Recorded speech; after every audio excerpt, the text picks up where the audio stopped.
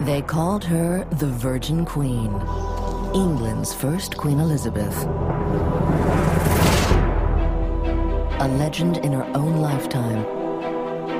Yet behind her fame lie many secrets and an unsolved mystery.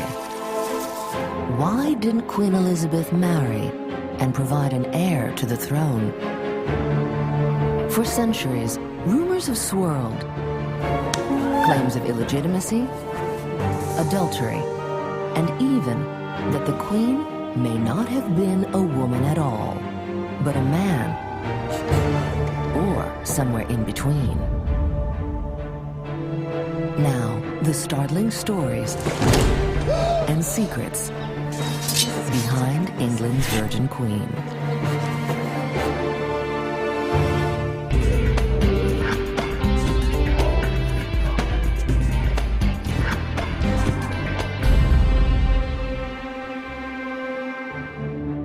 She's one of history's most storied leaders, and her 44-year reign became known as England's Golden Age. Yet for all her charisma and power, Queen Elizabeth I remained the Virgin Queen. She never married or produced an heir to the throne. The question is, why? It's the greatest mystery of her reign and fertile soil for speculation. It's the kind of court that might well generate rumours. Contemporaries must have thought, well, obviously Elizabeth ought to get married, so why isn't she getting married?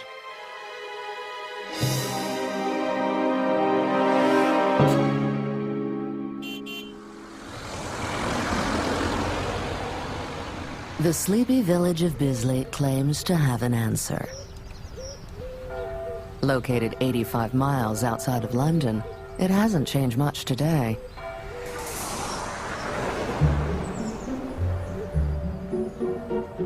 Bisley is home to Overcourt, a small hunting lodge of King Henry VIII's. One can still see the stone-walled garden where, according to legend, little Lady Elizabeth once played with a boy her age. A boy now known as the Bisley Boy.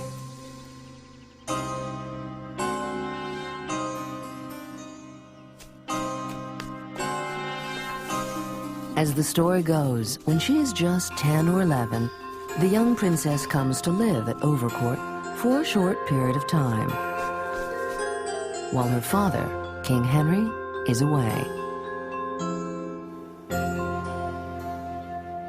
One day while playing, Elizabeth falls seriously ill. Her manservant and maidservant were absolutely terrified because there was a visit of the king coming very shortly to see his daughter. In a matter of hours, she dies. They were extremely concerned that they might have the heads chopped off because he was rather prone to taking draconian action for people who displeased him.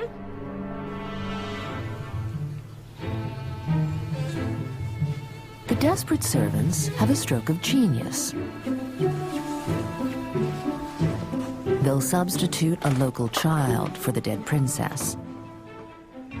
One who resembles her in age, hair color, and complexion. The only problem? It's a boy. But the quick-witted servants dress him as Princess Elizabeth anyhow. According to legend, the Bisley Boy was related to Henry VIII, which would have accounted for the resemblance.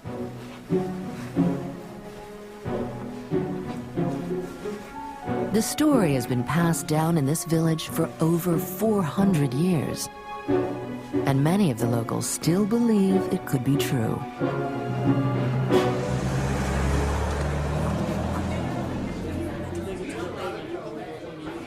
when you go back in history and you look at the way that she was described later on in her adult life, yeah, there does start to become some form of semblance of possibly the truth about it.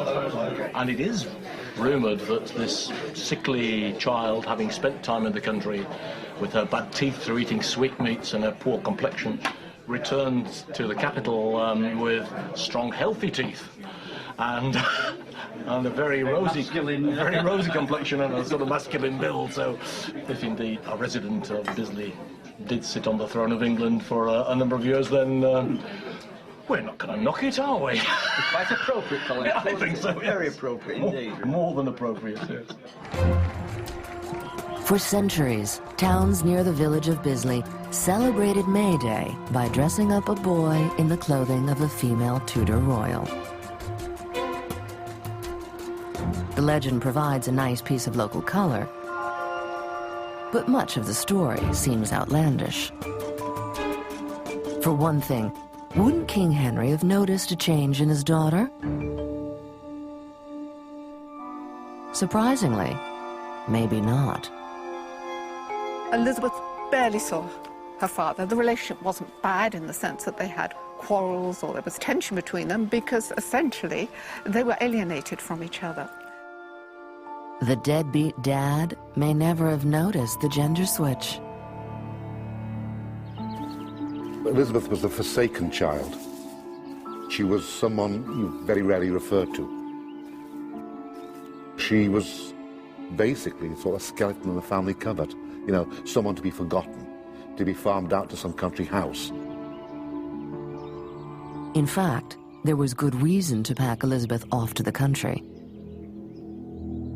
At the time, London was in the throes of an epidemic, the sweating sickness.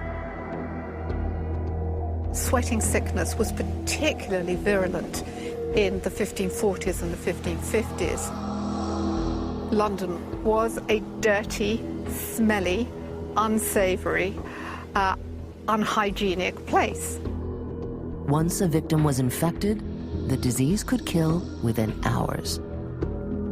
The plagued city was not a safe place for the royal family. Whenever there was plague in London, the royal family tried to move out because the plague was very much associated with the urban environment. So it's quite possible that Elizabeth would be taken out of London into a country house.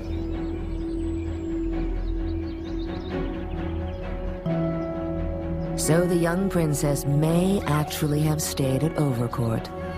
But for most people, the idea that she died there and was replaced by a boy seems more folklore than reality. But in the late 1800s, the Bisley boy story is bolstered when the vicar of the local church makes a startling discovery.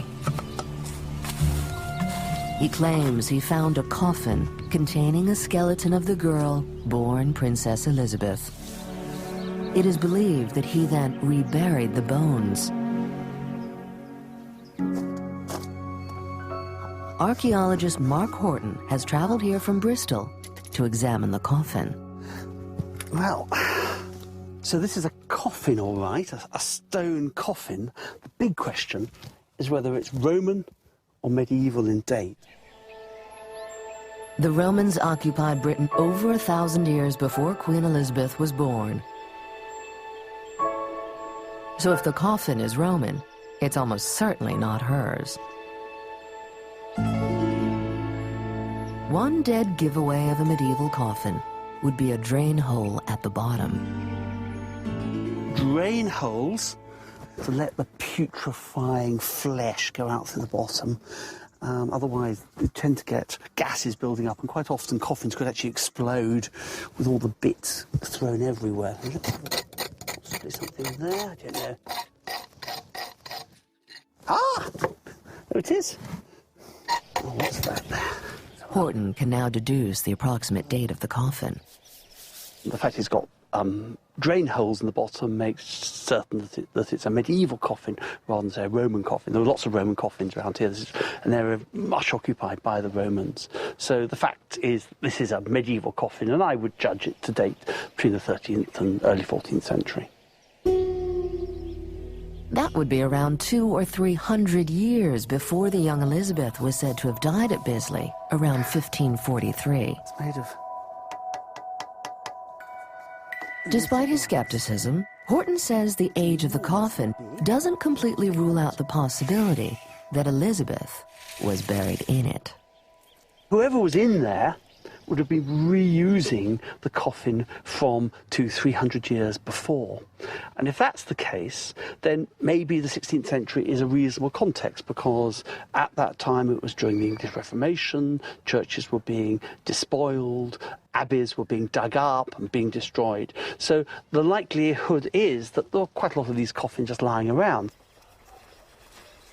If it were the case that Princess Elizabeth died here, the body would have to have been buried very quickly, and therefore the body would have been put in possibly an existing coffin.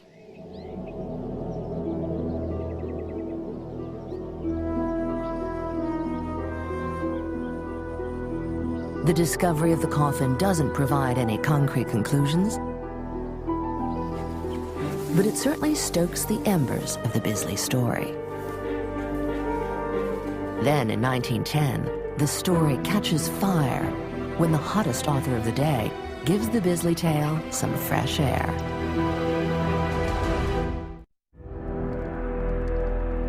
Author Bram Stoker gained fame when he published a classic,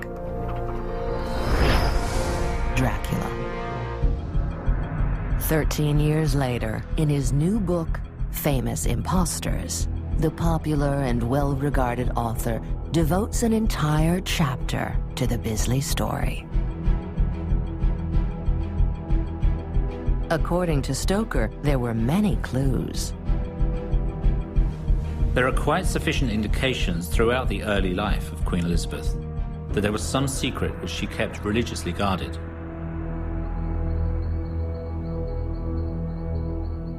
What is this deep, dark secret?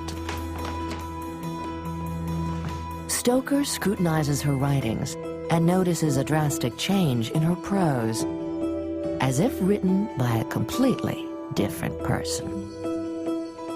Elizabeth's literary style had entirely changed.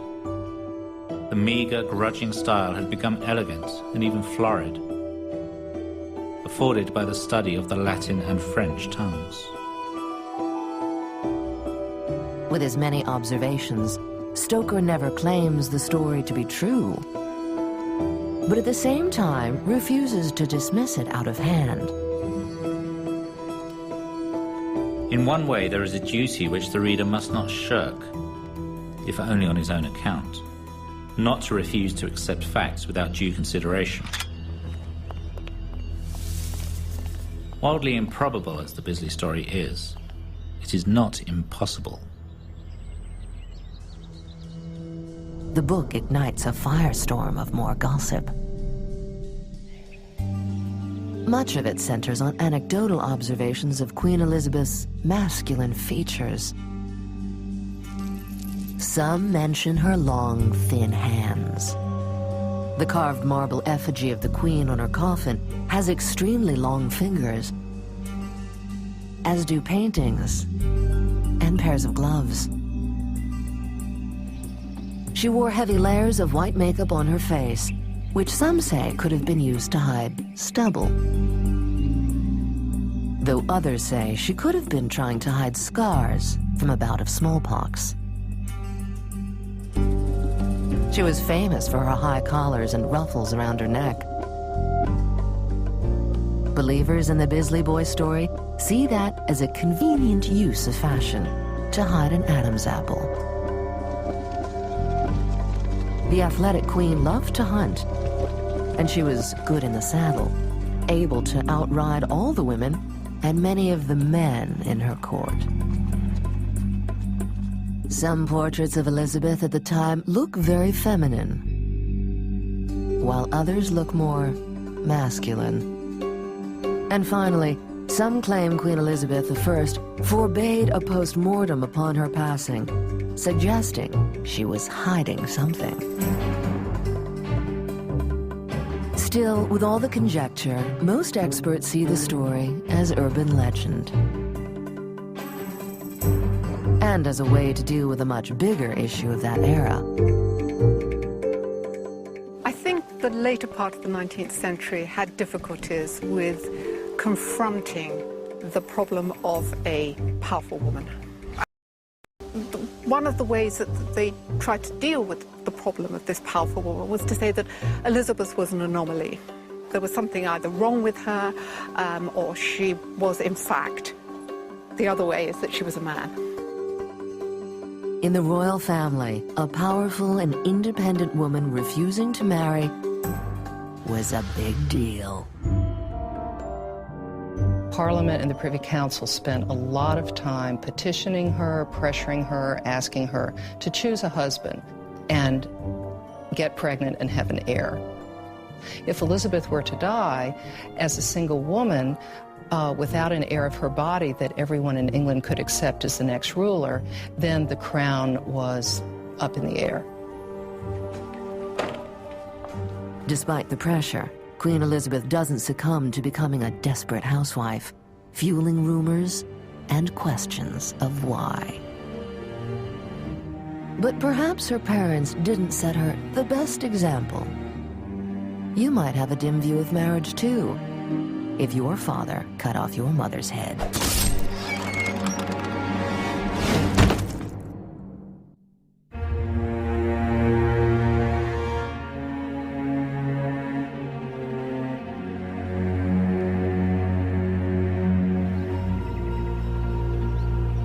Queen Elizabeth I's gender counted against her from the moment she was born. It was a strike against her mother as well, Anne Boleyn. I think Henry was disappointed that Elizabeth was daughter. I think he was obviously hoping for a son. Anne Boleyn was King Henry's second wife. His first, Catherine of Aragon, had borne him a daughter, Mary. When Catherine was almost past childbearing age, a young, attractive, and flirtatious Anne became the apple of the king's eye. I beseech you now with all my heart, definitely, to let me know your whole mind as to the love between us. For necessity compels me to plague you for a reply, having been for more than a year now struck by the dart of love, and being uncertain either of failure or of finding a place in your heart and affection. Henry's love letters to Anne gush with a fervent desire to marry her. But the Pope refuses to grant him a divorce. Then King Henry has a great idea. He decides to leave the Catholic Church and declare himself divine leader of the Church of England. He petitions to the church courts to have his marriage with Catherine annulled. But before they act, Anne gets pregnant.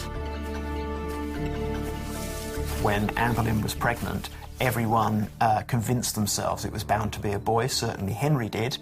We know that from the letters that were sent out to announce the birth of a prince, and then people have gone through writing a little S on the end so that it says princess.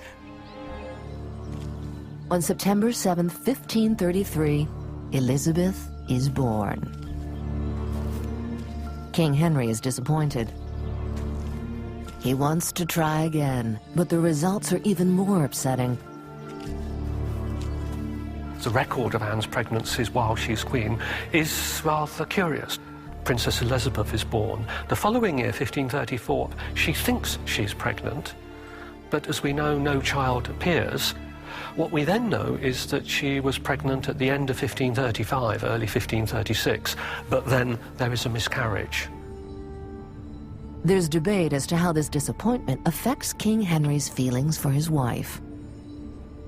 Some scholars suppose that Henry is getting rather fed up with Anne, that what he wanted at all costs was a son, and this was causing him doubts about the marriage. I'm not so sure. Your Majesty. What is certain is shortly after the miscarriage, King Henry has the Queen arrested and imprisoned in the Tower of London. The charges against her are scandalous. What Anne was accused of in May 1536 was that she had committed adultery with 5 men, including incest with her brother.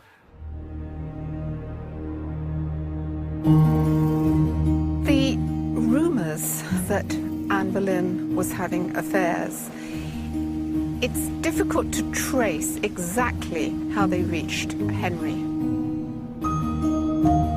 But when Henry learnt about them, he appears to have believed them.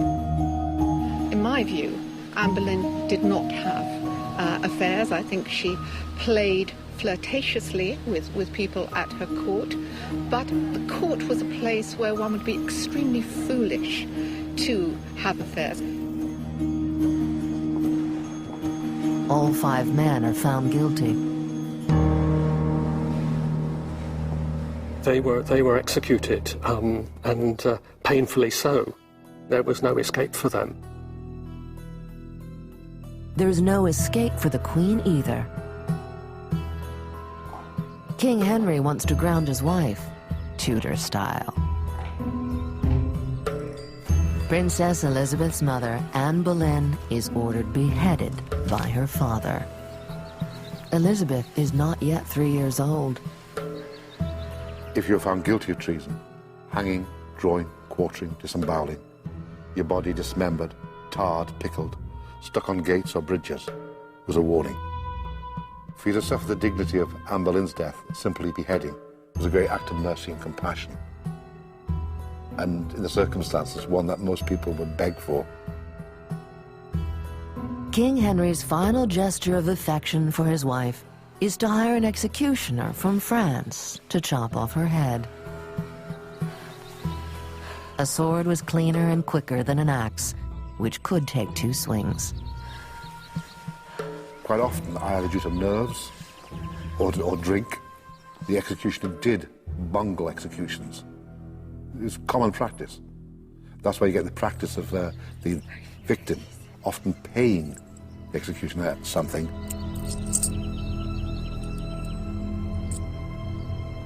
Pray for me, ladies. Anne kneels bravely and says her prayers. The executioner picks up his sword behind her. To Jesus Christ. Then just before striking, he asks for his sword, so the Queen doesn't know it's coming. Give me my sword. Jesus Christ, I can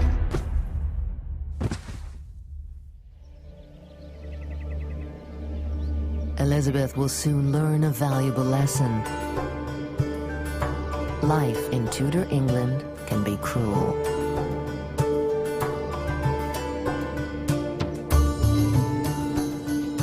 The charges of adultery may not have been true, but if they were, they would raise a provocative question. If Anne Boleyn was sleeping round, it is possible that Princess Elizabeth, born in September 1533, might just possibly not have been Henry VIII's daughter. Who knows? It is just possible.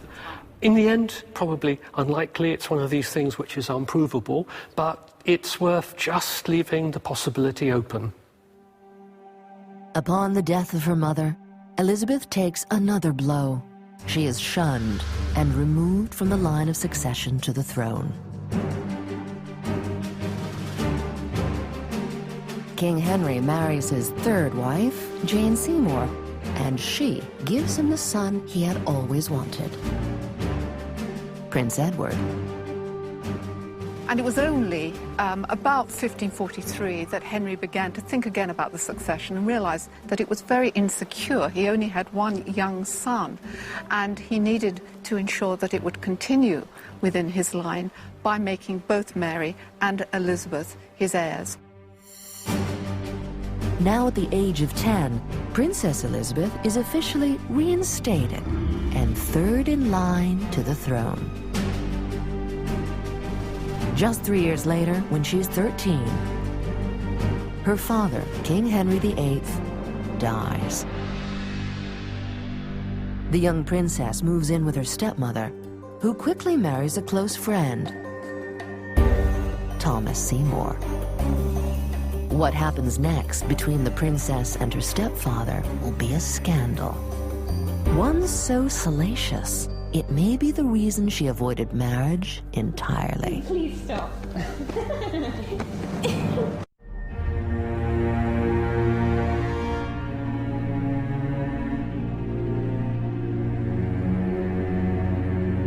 Elizabeth was just a 13-year-old princess when word spread of bedroom romps with her stepfather, Thomas Seymour. We have evidence from eyewitnesses of Thomas Seymour coming into his stepdaughter's bedroom in the morning and waking her up before she had put on her clothes for the day. So she was in bed in her bedclothes, tickling her, having sort of a sexualized teasing. He slaps her buttocks and holds her in long embraces. Many in her court find the relationship inappropriate.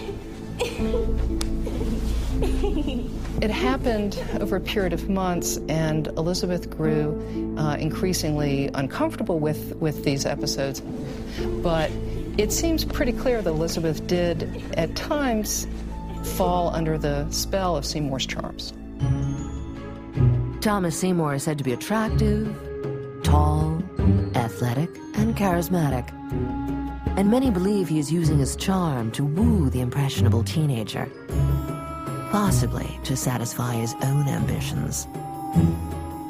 If Seymour married Elizabeth, he would have immediately been such a powerful figure in the kingdom. Any children that they had of that legal marriage would have been in the succession, and when Elizabeth became Queen of England, if she did, he would be her husband, the King of England. When Seymour's wife, Catherine Parr, dies, he conspires to marry the young princess. Some say by trying to plant his seed. Rumors he did not quell, but encouraged. His fate, though, is sealed when the 12-year-old King Edward learns of his uncle's plot to marry Elizabeth. His scheme was neither good for his soul nor his head.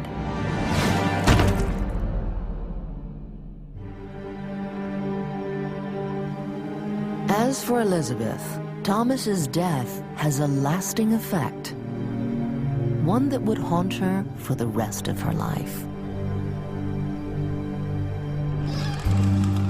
Yet, was the Seymour affair enough to put her off marriage? Many people have things happen to them in their childhood or their early adolescence that don't predetermine their whole life. So to say that this Seymour episode cemented in Elizabeth the opinion that she would never marry, I think is overreaching. But just a few years later, Elizabeth's life takes a dramatic turn when King Edward dies. Her half-sister Mary takes the throne, but lasts a mere 5 years before she gets sick and dies too. Then, at age 25, Elizabeth, the illegitimate daughter who'd once been booted from the line of succession, rises to the country's highest post, the Queen of England. In her mind, it was destiny. This is the Lord's doing. It is marvelous in our eyes. Elizabeth was a very young, healthy young woman, and she succeeded to the throne in 1558. She was a superb horsewoman, very powerful constitution, and in the past have been able to have children. Dr. Rita Backen, a psychologist from Simon Fraser University, compares Queen Elizabeth's physical traits with a genetic condition which is now called complete androgen insensitivity syndrome.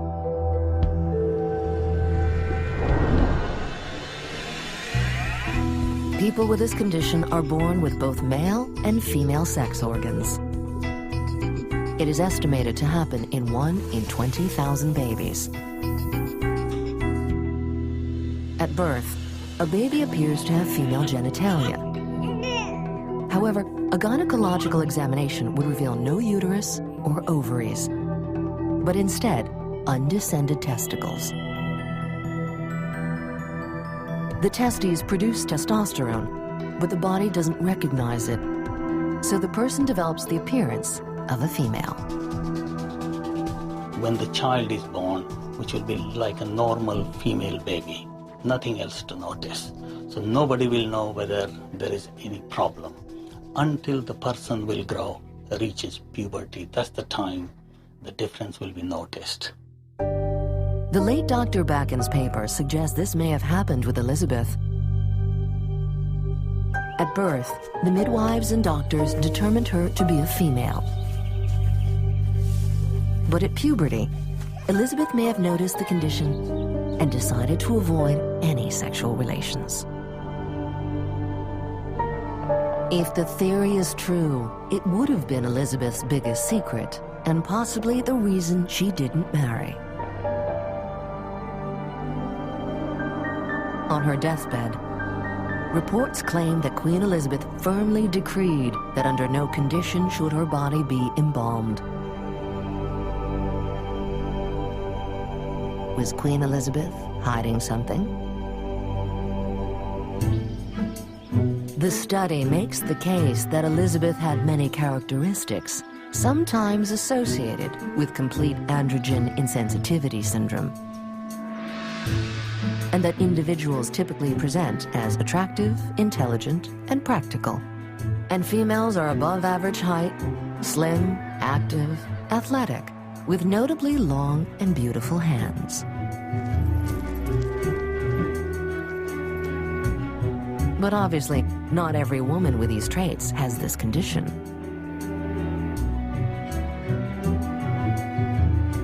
Backen's paper is intriguing, but most historians dispute its validity.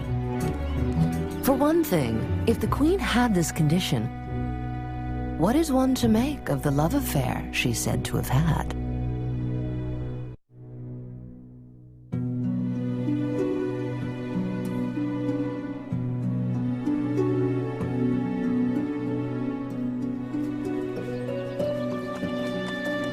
Rumors have swirled for years that Queen Elizabeth I had one true love.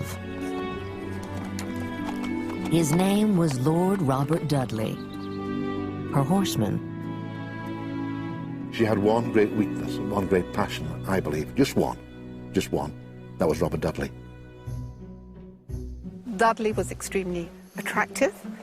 He was close to her in that he was made master of the horse, and so he was physically close to her, spending time with her when she was doing her favorite activities, hunting and riding.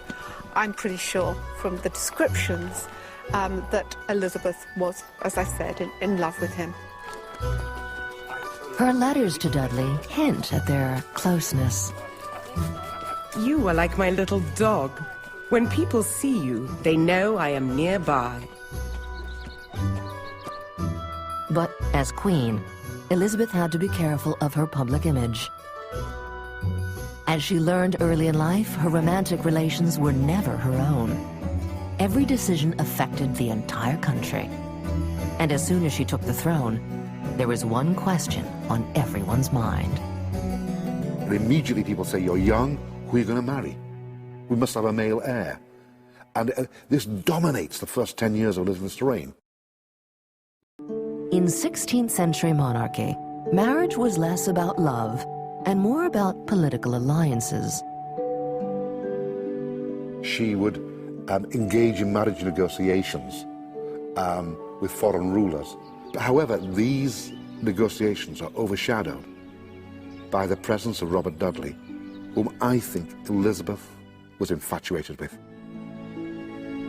It has been said that Elizabeth led with her head, not with her heart.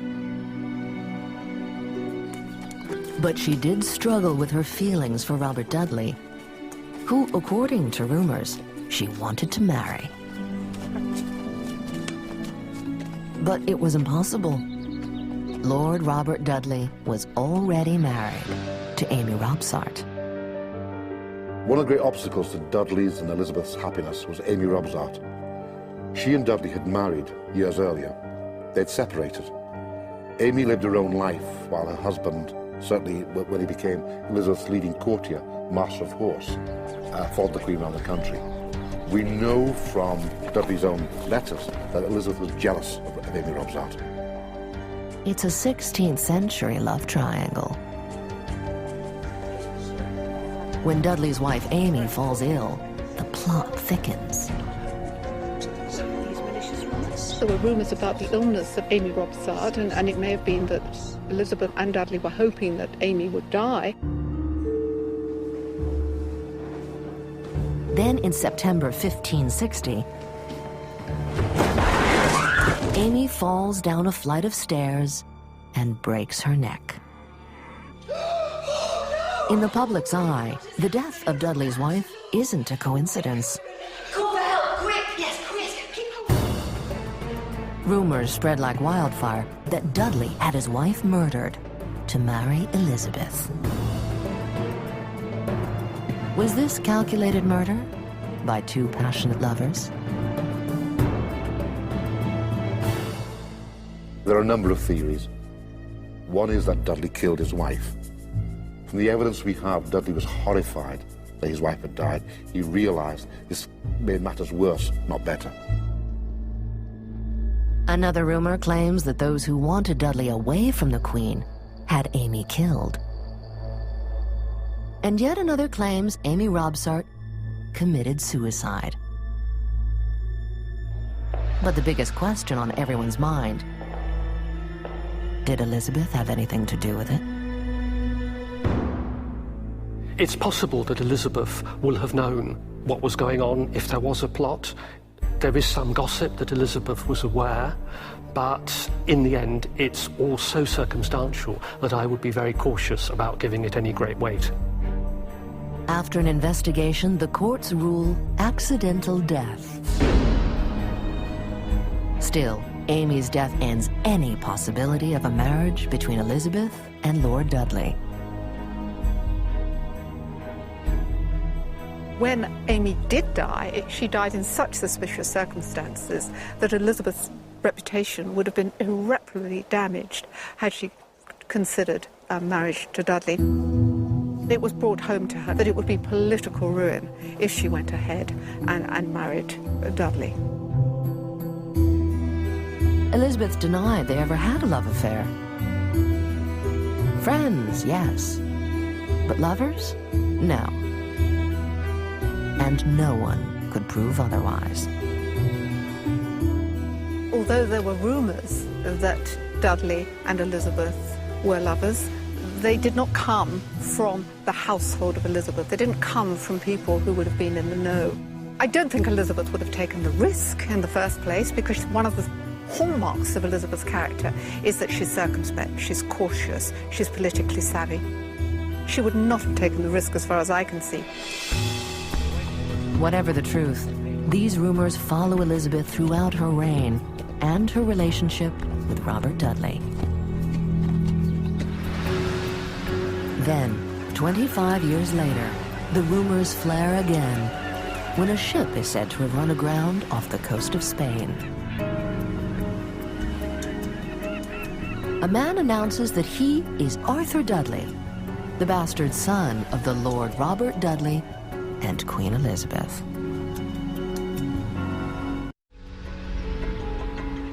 For much of her reign, Queen Elizabeth said she was married. I have already joined myself in marriage to a husband, namely the Kingdom of England. It is said she adored the title, the Virgin Queen. In English. But there was one man who claimed to be the proof I am Queen Elizabeth and... that she wasn't a virgin at all.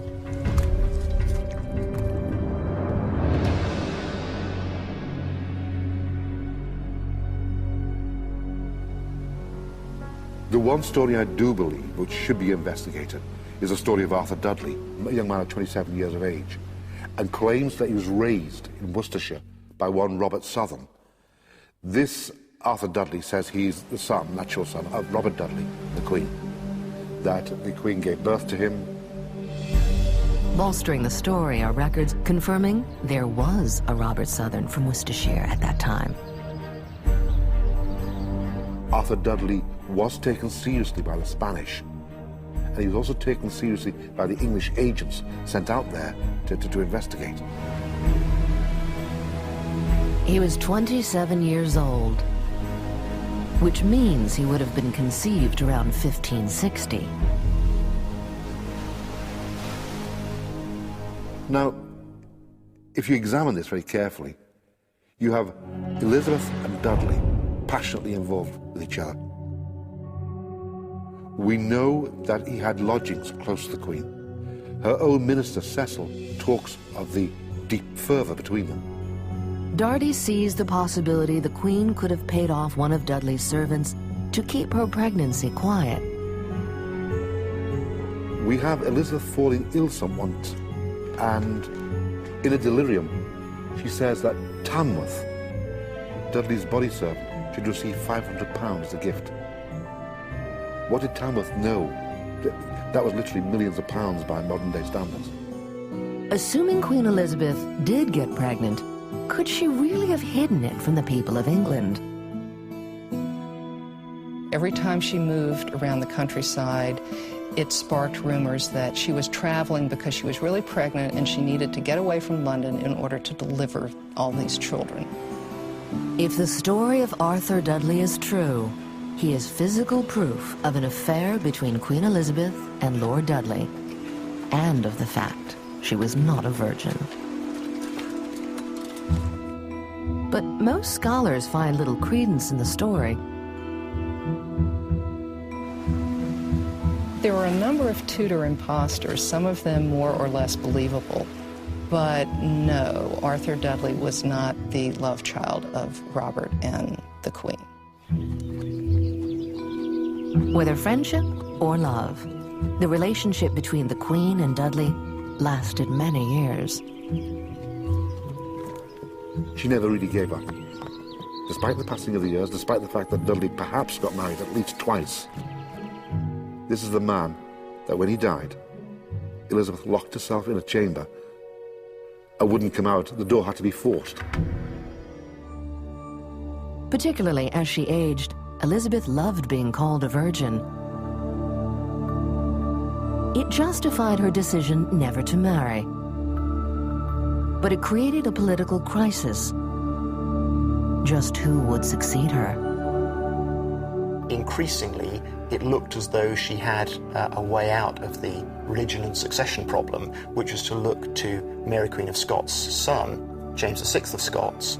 She never officially confirms that he will be her successor, but as her reign goes on, it becomes increasingly obvious to everyone that he's the best candidate. At age 69, after a long illness and period of decline, Queen Elizabeth I dies.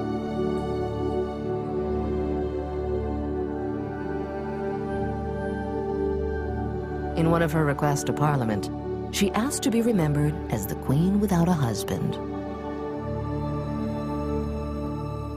And in the end, this shall be for me sufficient, that a marble stone shall declare that a queen having reigned such a time lived and died a virgin.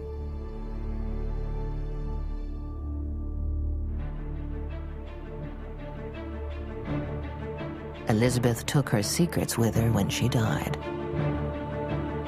However, the debate over many of these rumors continues. We may never know the reason for Elizabeth's refusal to marry, but it's likely that one of England's most famous and revered rulers, the Virgin Queen, will remain one of its most mysterious.